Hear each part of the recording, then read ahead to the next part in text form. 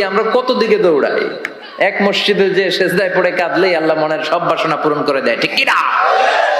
আবার বিশ্বনবী বলতেন বিপদে পড়লে যদিও বিপদটা ছোট হয় আল্লাহর কাছে চাও। বিশ্বনবী বলতেন তোমার পায়ের জুতার ফিতাও যদি ছিঁড়ে যায় মুচির দোকানে যাওয়ার আগে চাইবা কার কাছে?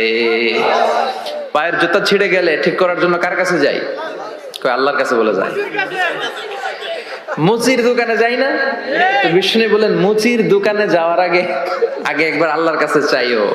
সুবহানাল্লাহ পড়ে বিশ্বনবী নামাজ শেষ করলেন। নামাজ শেষ করে বিশ্বনবী সাহাবাদের দিকে মুখ ফিরিয়ে বসতেন আর বলতেন আল্লাহু আকবার। কি বলতেন? তিনবার পড়তেন আস্তাগফিরুল্লাহ আস্তাগফিরুল্লাহ আস্তাগফিরুল্লাহ। তারপর তিনি অনেক আজকার পড়তেন, আজকারুস সাবাহ ওয়াল মাসা।